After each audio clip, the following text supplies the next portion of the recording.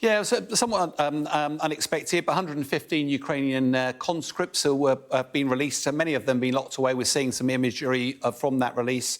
Many of the Ukrainians, though, were put into captive in the very earliest days of the war, including, interestingly, nearly 50. That you remember the Azovstal steelworks at Mariupol? Some of those, so they've been locked away for quite a while. The Russian defence minister said the 115 Russian prisoners that were released were only actually caught captive in the Kursk region, so it was almost certainly as a result of that recent Ukrainian incursion in there. That probably acts as the catalyst where the numbers married up for this to happen. Probably a good morale fill-up for Ukrainian, but particularly for the heroes as Azovstal, it'll be really important that they get back. That'll be a huge fill-up for Ukraine. Yeah, it really will, won't it? As the 33rd anniversary of independence is celebrated today. I mean, I say celebrated.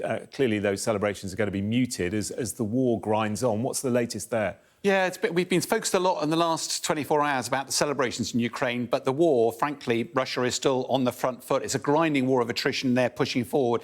Putin's special military operation looks like the main priorities are down to the south to secure Crimea, then this land bridge in red up to the Donbass, and then the whole of the Donbass. The one bit that they don't have at the moment is this area here, and that's why the Russians are pushing hard at Pokrovsk, of Toretsk, and seem to be pushing very hard. What's interesting, winter fighting generally subsides. Russia's got between 10 and 12 weeks before that. It looks like they're pushing full throttle to try and take that, and then potentially be in a situation where they might want to be ready to negotiate, potentially with President Trump in the chair, who suggested that he could bring the war to an end. The challenge of that, of course, is if you do negotiate a settlement, the risk is that rewards Putin's aggression, and that could have profound implications for global security. And finally, Sean, we know that drone warfare has been a big feature, hasn't it, of this conflict? And Zelensky has said that there's a new drone on the horizon. Tell us about that.